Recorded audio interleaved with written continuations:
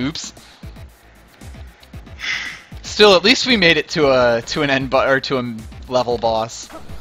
So we're making progress. I'm so sad that I can't hear the music right now. Yeah, that's the one unfortunate thing that we have since we're doing the Skype screen share, but not the sound share thing. Then it doesn't exist. Yeah. Skype sound share. Hear the things that they hear. The music is great for everything ever. I would also say that death metal's song is the best in terms of not fucking you up, because it's just pretty fast. consistent. Yeah. That's really Whereas the big thing. other level bosses, they have interesting songs, different music styles. Yes. Weird beat patterns. Yeah. One in particular, King Kongo, which I'm sure we will get to meet on our adventure here, skips every 8th beat. And that will mess you up. Yeah. The beat counting you have to do for intricate pattern enemies like the Red Dragon is already kinda bad enough. Yep. Oh dear, this is a bit of a rock and hard place situation, but luckily... Pretty happy there is not a jazz boss. Not yet, anyway. There we go. Well handled. Green dragons are actually surprisingly easy. Like, the thing with dragons is that once you get their pattern down, it's completely road. So it's very easy to just kind of do it almost on autopilot. A lot of the problems with bosses comes from the fact that, as stated, they can break through walls, so while you can definitely fall into their pattern and wreck them, when they like break into Surprise a situation you. you're not expecting, yeah.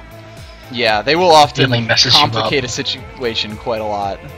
Which is fun. Is this a magic dagger of some sort? This is an obsidian dagger. The way that obsidian weapons work is essentially your damage is multiplied by your counter, your combo counter. I will take this.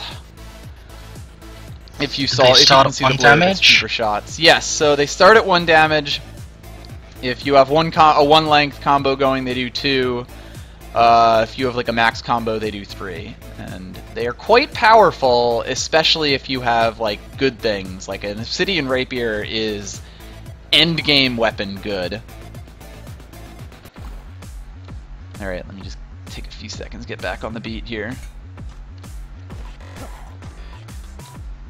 It's also worth noting that there are things that enemies can't destroy, or that boss enemies can't destroy, like these walls here, I believe. Are you sure? I'm pretty sure the Red Dragon can break through these ones.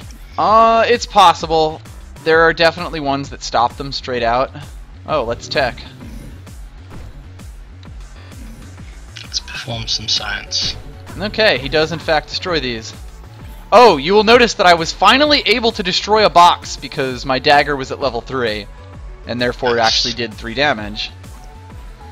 I also then immediately lost the combo, so we only got it there.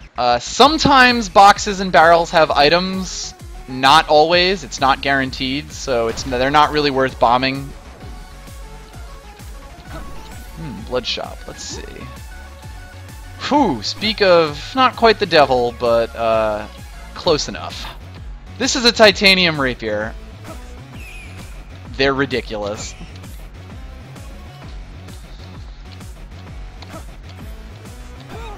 Now is the part where I just start wrecking things like crazy. If you were 2 squares away from an enemy with a titanium rapier, you will almost always one-shot them.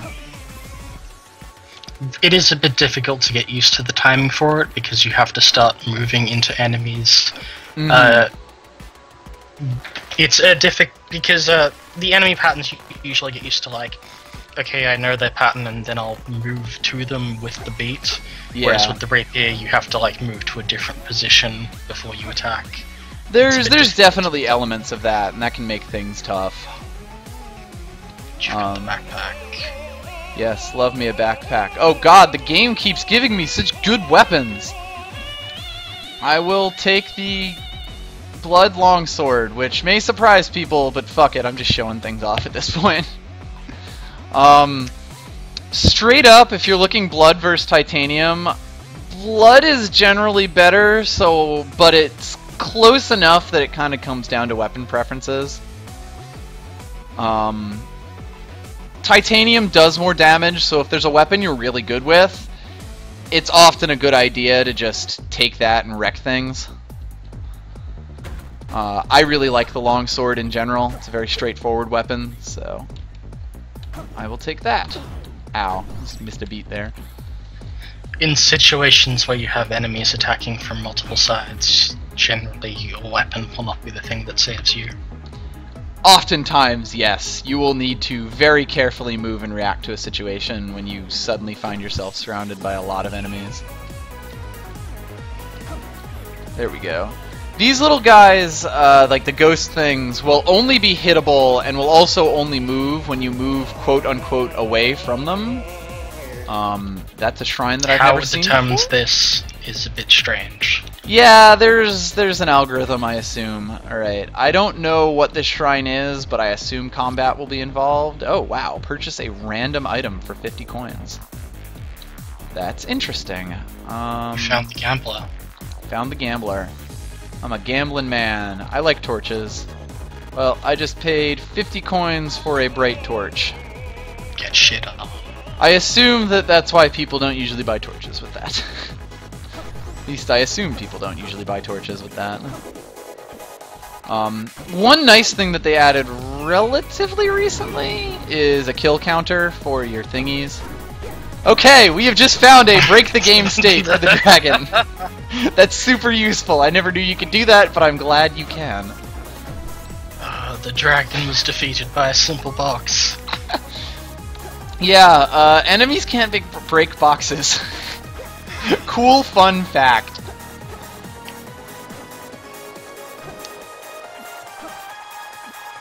Pretty great though. I love this. There are a lot of times in this game where you'll find little things like that that don't really make sense, but that you can kind of exploit. That's such a super old school roguelike thing, like the weird trick that's so incredibly situational. Mm-hmm. Wow, we even found a gold flail. That's hilarious. Oh I'm gonna stick with this longsword though. This is a weapon that can carry me. I was gonna say that you're not moving into those water squares because you get stuck in them and have to move out. Oh, boss time. Yes, and now we are playing Deep Blues. It's a chessboard. Knowing how chess pieces move is very helpful. It's not necessarily going to save you though. And yes, if the pawns make it down, they turn into queens, and the fight gets a lot more difficult. Your ultimate goal is to kill this guy, the king. If you kill him before you kill everything else, you win. It's got a lot of interesting conditions to it. It's a pretty fun fight. It's and now we're at Zone 2. Also probably the easiest one, if I'm being honest. So yes, this is Zone 2, and this is a new boss. Well, new for this zone, to be specific. Terrifying nightmare horse. Yes, they will move every other beat, I believe, and they will darken the area around them. What the fuck is that ring? That's a new ring. I can't remember what it does, so it's about time for an adventure. It has a skeleton on it. It's gotta be good. So many so many good weapons. Although that's a glass whip, and I'm bad with whips, so I'm not going near it. So, this is the Ring of Becoming. That doesn't tell me much. You have chicken and cheese. Chat can feel free to tell me, because I have literally no... Well, I'm dead. You'll never find out. Now you'll never get know. to eat that I also chicken and cheese. really should have eaten a chicken cheese there. I didn't realize I had taken that much. You'll notice the skeletons have shields. As I said, skeletons get stronger as you go further down levels. That ring sucks unless you can find Transmogrify. If you transform, it's amazing, but as it is, it just one-shots you. It turns into like +2 hearts, damage regeneration, etc. Right, okay. That's interesting. So wait, what does that ring do exactly? I don't know. I'm just regurgitating. It's bad, but it turns into a ring that's good. That's interesting to know. Kind of taking my life into my hands with that bat there. With that As it is, bat there. if you're wearing it, you get one shot. Wow, that explains why I died so fast. Oh. Oh, right. The chicken and cheese would have not saved you. Chicken and cheese save me now.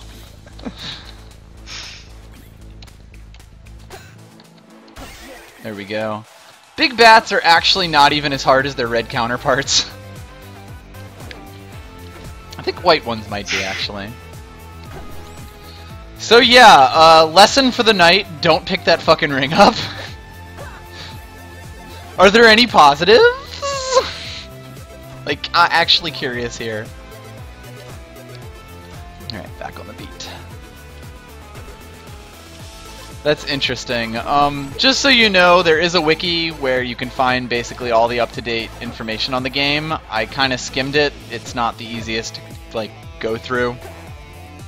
So... This isn't like Isaac also, where stuff can...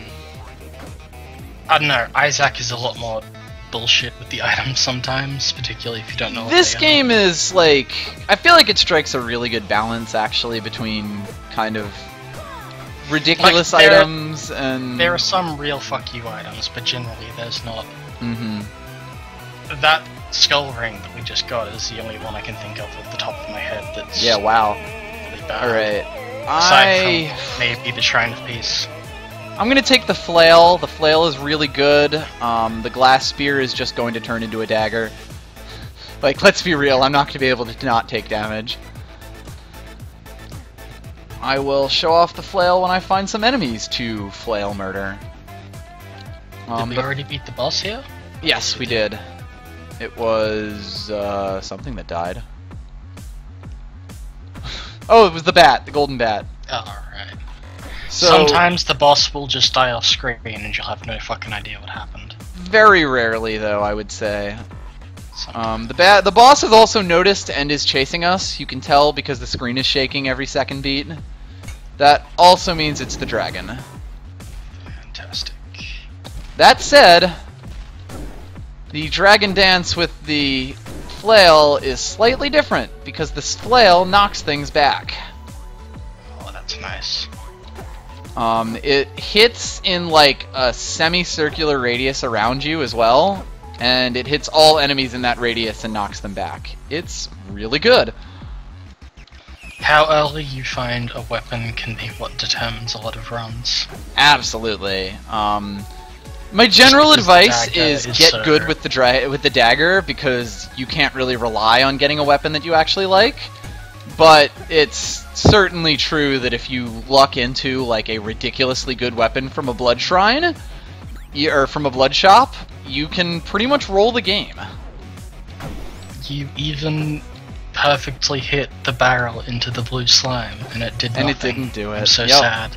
Yeah, barrels don't do damage. I have an inkling that that will be a feature in the future. Call that a guess. Maybe they'll introduce like a steel barrel. Who knows?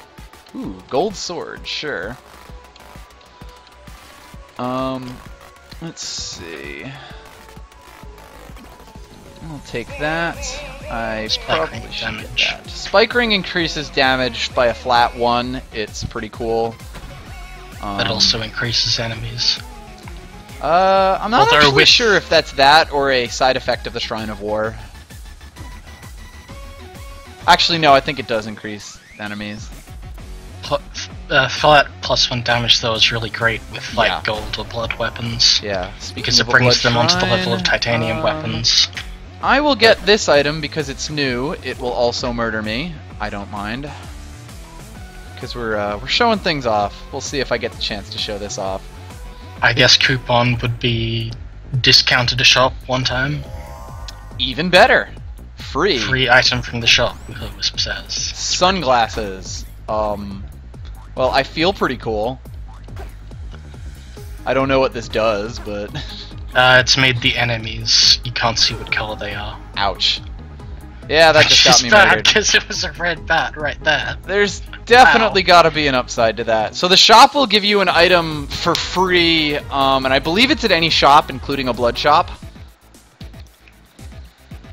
Yeah, there was definitely an upside to the sunglasses. I have to assume +1 so. something, like +1 damage it might have been, because you're super. I was doing a lot of damage, so I would not be surprised. Those were definitely deal with it glasses. One thing I do have, like, it's an option in the game to turn on the tooltips, but as you have probably already realized, it can be tough to actually like read what a new item does.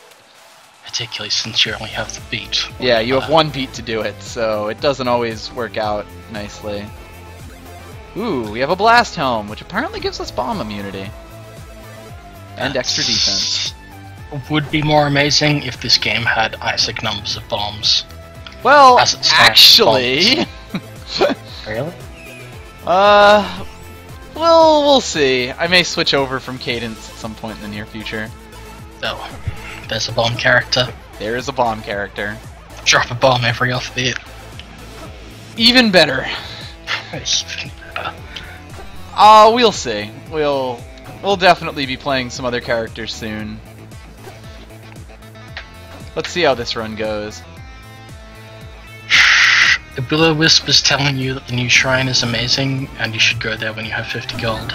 Ouch. That was so bad. That is the exact way to not fight a Minotaur. New shrine is amazing. Which shrine are we talking about? What does it look like is probably the better way to put that. Alright, let's try out some different characters for funsies.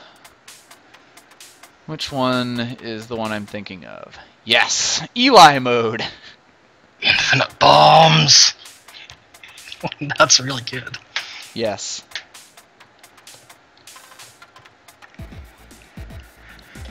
Oh boy. So you can just infinitely bomb things. And Needs it's the wonderful. blast helmet. You'll also notice that these shrines, like the walls, normally do give out gold. They no longer do in Eli mode. Yeah, because that would be free money. That Normally when you bomb shop walls, they give you 10 gold. Given the value of money in this game, that would be inconceivably broken. Yep. You'll also notice that when you bomb enemies, normally they undrop their gold or anything, but they will continue to drop things in this mode. Because again, we kind of need money.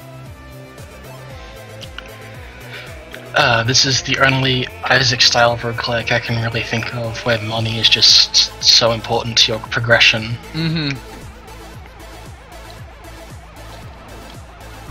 I did that completely wrong there.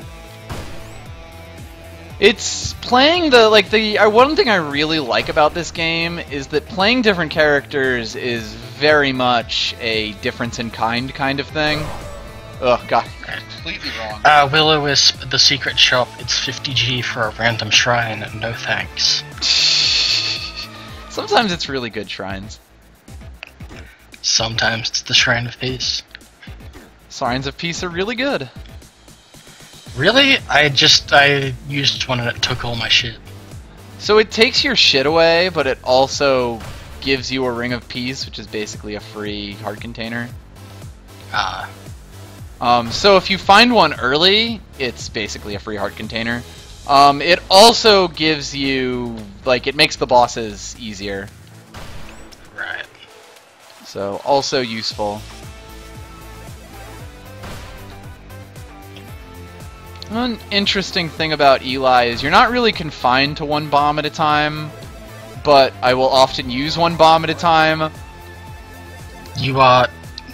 Unless you have the blast helmet, I can't think of a lot of situations in which you'd want to be putting down so many bombs. That's a reasonable statement. One thing that Eli does get is that he can blow up boxes and get free items from them, which is quite useful.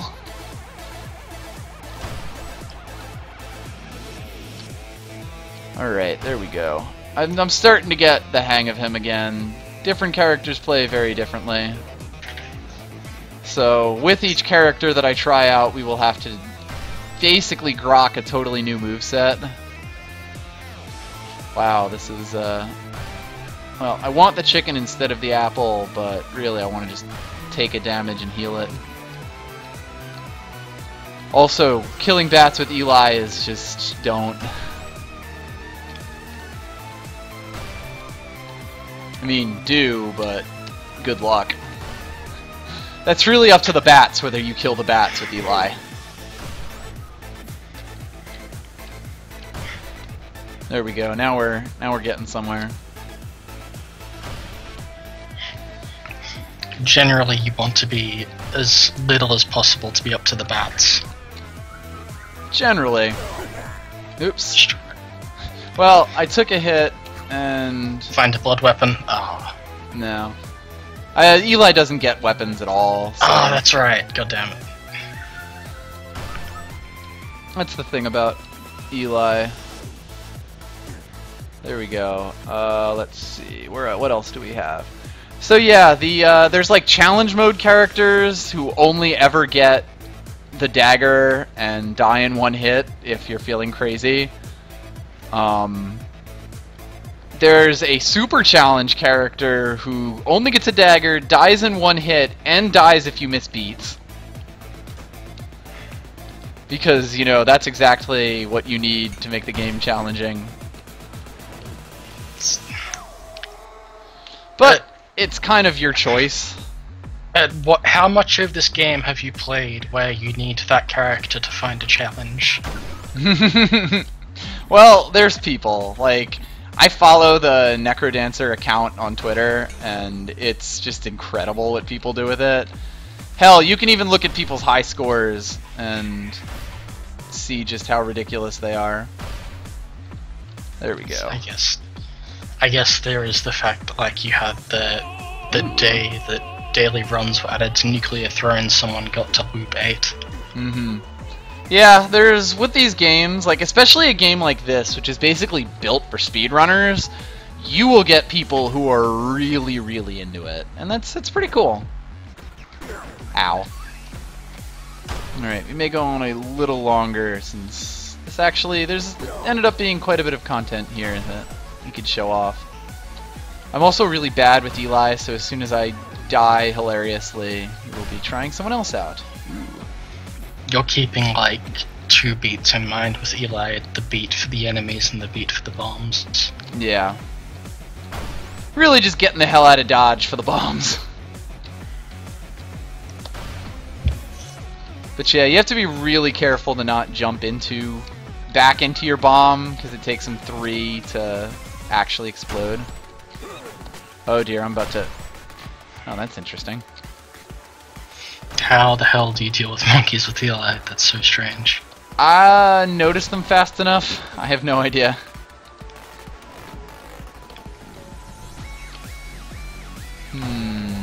Ooh, a blood shrine. What do these even have? Meat or ring. More powerful spells. I'll take the meat. It's a net positive. Die, bat. Oh, they made it so he doesn't get the... He also gets a laugh. Well, that was poor and unfortunate choices that led to my death there. Poor bomb planning. Yes. Leads to injuries. Yes, in general. Dorian mode is insane, and it's great. Take damage when you move without the boots of leaping. I don't think I've ever picked these items up. Then you are going to enjoy this. That's fun. Oh, so that's strange. That's so strange. How do you play this character? Poorly. Oh my god. I'm imagining how I would do this. That's so gross. He also gets a pickaxe, you know, just to help. The whip has to be literally the worst weapon to use with this character. This is a fun game. Ow. No! The boots of leaping are one of those items that you kind of don't want. In general, when you find them in shops, they will be heavily discounted. So I guess like if you could use them to leap over traps, which is useful, like so little I can think of. Like that situation where there was the shrine and the 2 arrows and you had to move over the... Yeah, it'd be no problem. That's the single situation I think I can think of in which I've ever seen the need for this item. Oh, but this is gross. This is such a rude item. This game is amazing and I love it. Whee! Oh, I also picked up a... Does he start with a steel ring? That's the only way I can think that I got it. Oh god, this is like, you really have to plan literally everything you do with Dorian. I believe in lore he is Cadence's father? Like, you can basically play as Cadence's whole family. This is the item for that one speedrunner everyone's afraid to talk to. The character, I should say. Yeah. Ah! I'm just jumping over everything, like... His, like, moving at all with the boots of leaping is so hard. You'd have to pick something off the ground, that would be so bad. Whee! I need to get an item that is not the dagger. Oh my god. I almost think I could play this if I didn't have a dagger. We have beaten 1 floor! And the song nearly ran out. Oh my god. This is the worst. Okay, He jumped over the item to buy it. The bow I could actually get behind with him. The bow is ridiculous. Is it a main weapon or is it a non-use item? It is a weapon. A main weapon. I can't even kill these things! You cannot fight the ghost! Oh my god, this is so bad! How do you fight a bat? You don't fight a bat. Just don't. All you have is planning. You are not allowed to not plan. How do you fight an enemy that is pure randomness? Like that. How do I anything as Dorian? So yeah, the game has just so many ridiculous rando fun modes. And I love it. There we go. We're basically immune to monkeys if it's any consolation. Basically. Rip us. You are immune to the one enemy that cannot directly damage you. This is a fun game for fun people. Do you have to hop around? Okay, good. God no. Dove mode is a new one that's actually really cool. You can't hurt things. If you had to use the item to even move at the... No, god no. I was actually curious about that. I would pick up my screen and throw it at a wall. That would be so rude. So like it'd be to die in the level select. Let's just die in level select. So as you can probably see, the way that Dove mode works is you can stun enemies, but you cannot kill them.